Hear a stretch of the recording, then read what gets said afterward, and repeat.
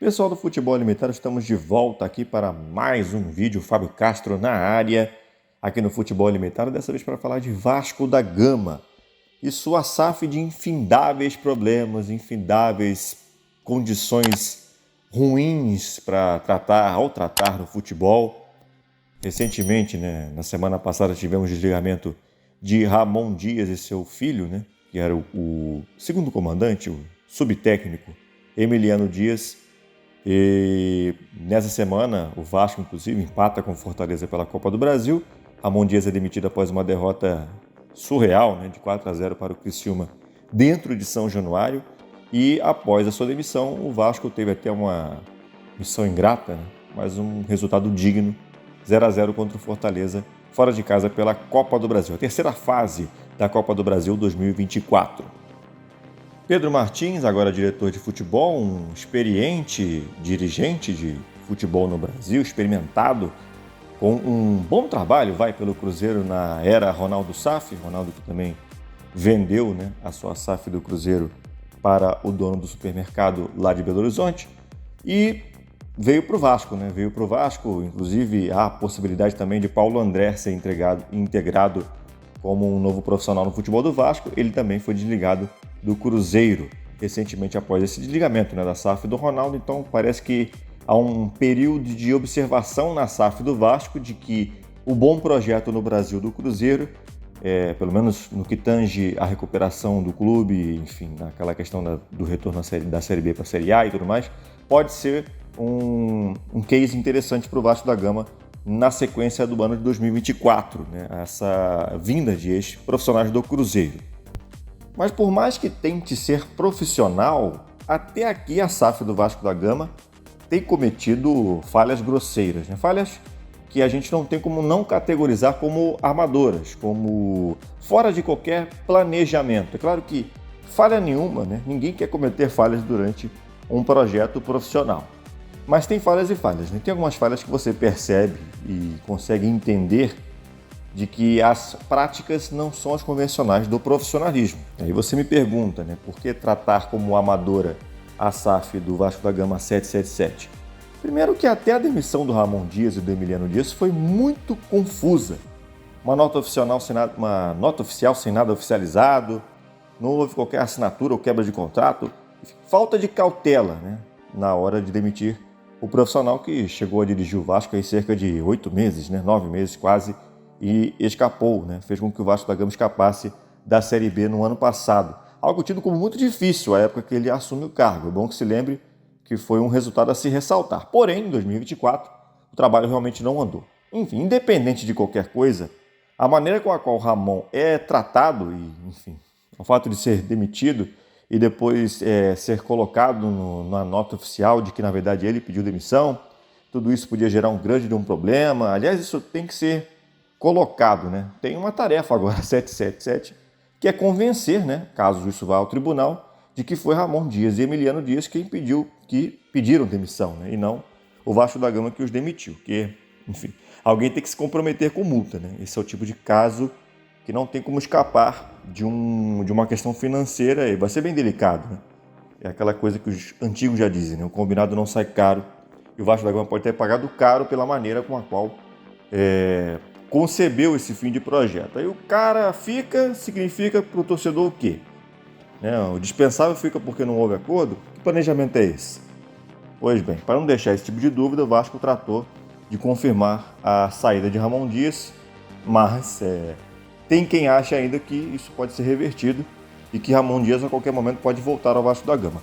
Prefiro acreditar que não. Mais sobre o departamento de futebol, que é uma negação.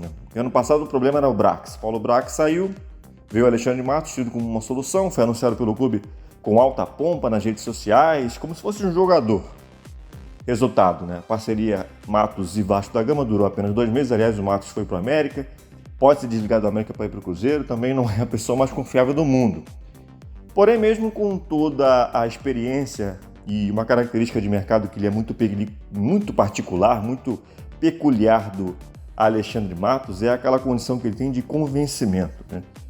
Apesar dos pesares, não convenceu quem vendeu, o Adson, por exemplo, a vender por um preço menor. Vasco da Gama foi Gastão e no final das contas não gastou a altura, né, do que deveria. Aliás, gastou bastante, né, mas não com reforços à altura do que deveria, do que precisava. Foram falhas graves aí também na gestão 777. E aí o senhor Lúcio Barbosa, que é o CEO da 777, né, fez um anúncio, né, quando à época foi demitido o Matos, fez uma coletiva, enfim, muito chique, muito bonita, mas para falar um negócio assim que até agora não me desceu, né? Que ele demitiu, o Alexandre Matos foi desligado do Vasco por conta de quebra de sigilo. Como assim quebra de sigilo? E não é uma pessoa confiável, é isso? É isso que a 777 passou no mercado, né? Alexandre Matos não é confiável. O Vasco grita isso, a 777 grita isso e ainda tem gente querendo contratar o Matos, enfim. Parece que ninguém ouviu o Lúcio Barbosa. Mas fica bem claro, né, que quando esse tipo de decisão é tomada por conta de algo que Matos vazou, que não poderia ter deixado vazar, enfim, já por aí você percebe que a falta de convicção é grande. Outro detalhe, o caso Rossi, é bom se atentar, né? O atacante Rossi estava fora dos planos do Vasco da Gama para a temporada. Ele chegou a ser negociável, ele foi colocado para negociação, inclusive o Santos era o principal time, né, que queria, né, que desejava ter Rossi para a temporada, e aí ele foi meio que colocado pela torcida do Santos como uma opção não viável por conta das atitudes de Rossi perante o Santos Futebol Clube no final do ano passado. E aí que fica a questão, né? Se o cara não é mais interesse do Vasco, se ele está sendo negociado, enfim, se tornou um jogador negociável, então ele vai ficar afastado. Não. Primeira rodada do Brasileiro, após esse tumulto todo relacionado à saída do Rossi, o Rossi estreia no Brasileirão como titular do Vasco. Enfim, mostra aí que até dentro do campo a convicção não existiu. E aí vai mais um banho de lições que a gente tem, né, com a SAF do Vasco, que para mim é uma das piores, se não a pior do Brasil. Aliás, em vários pontos, assim, uma SAF que não aparece, aconteceu mais uma possível condenação da SAF do Vasco, uma condenação internacional aí, que possibilita um prejuízo grande para a empresa, né? Se tratando de conflitos fiscais, enfim. Algumas condenações apareceram, já tinham outras, né? É uma SAF com inúmeros problemas, num histórico muito problemático, a que o Vasco da Gama se envolveu, inclusive o próprio presidente Pedrinho, que é um pouquinho mais de transparência, né? É um presidente que não esteve envolvido na negociação.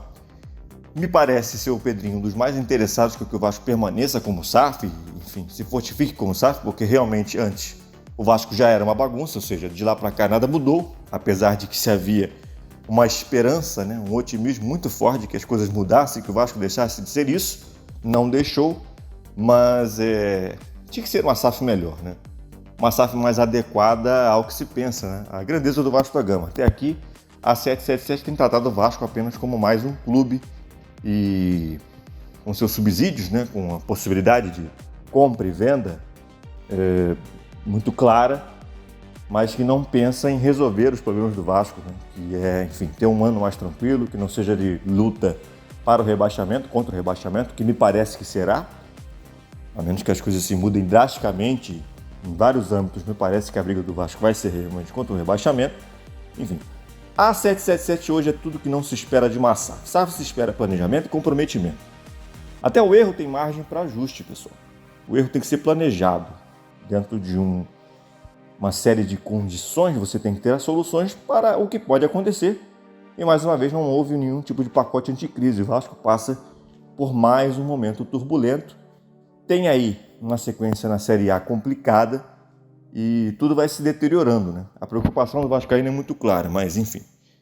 É o que eu digo. Agora, esse erro tem que ter margem para ajuste. Erro fora de qualquer tipo de planejamento tem que ter margem para ajuste. O Vasco precisa de soluções imediatas, já que o seu novo diretor de futebol, Pedro Martins. Quem que vai ser o técnico?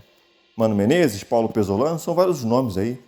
Filipão também já foi aqui colocado como uma possibilidade. São vários os nomes aí possíveis de pintar em São Januário. Até agora, nada é confirmado. Mas eu quero saber que, independente de nome, independente de treinador, quais as outras soluções o Vasco vai ter para elenco, para se preparar melhor, né? Inclusive já envolvendo o próximo ano, né? Que o Vasco da Gama gaste, mas gaste bem. Não pode gastar assim tão mal como tem gastado com jogadores que podem até ser promissores, mas para hoje não entregam quase nada. Os que entregam não tem força física, aí Verratti, para sustentar uma temporada inteira. Se esses caras não jogam, a preocupação do torcedor é grande. Se esses caras estiverem abaixo fisicamente, acontece o que aconteceu em São Januário, lá diante do Criciúma. Tudo que uma SAF tem que ter como missão, enfim, a do Vasco não consegue nem ser 30% disso que uma SAF tem que ter como missão. É o que eu vou até respingar no Botafogo, né? Que tem gente que critica o Textor, João Textor, no Botafogo, que ele se compromete, às vezes até se compromete demais, né? Com as histórias que ele se enfia, enfim, questão de CPI, tá colocando a boca no trombone aí, e a gente não sabe nem que isso aí tudo vai terminar. Talvez até com uma punição mais grave, né? Enfim, o John Textor tá lá enrolado, mas uma coisa que o John Textor de fato não é uma pessoa omissa, né? O cara não se esconde, enfim, talvez até devesse se esconder um pouco, mas o cara não se esconde. E assim, que não se sabe se ele vai ou não beneficiar o Botafogo com as histórias que ele está criando aí. Enfim, a gente não sabe, repito, mas a diretoria do Vasco, ela peca pelo avesso, né? Ela peca apenas pela omissão, exatamente pelo fato de não se comprometer. E é isso, pessoal, um rápido vídeo aqui para vocês. Não ficou tão rápido, né? Ficou com um discurso bem longo, mas foi para falar um pouco em relação a essa semana turbulenta do Vasco da Gama, que mais uma vez permitiu que torcedores, né, entrassem e falassem, né, dessem tom de ordem a jogador de futebol, como se realmente isso fosse funcionar, né? Tanto o bobão que vai lá e distribui um teorema para os jogadores, né, enfim, com tom de voz alto, quanto o pessoal que libera isso acontecer, eles sabem que isso aí em nada ajuda. Valeu!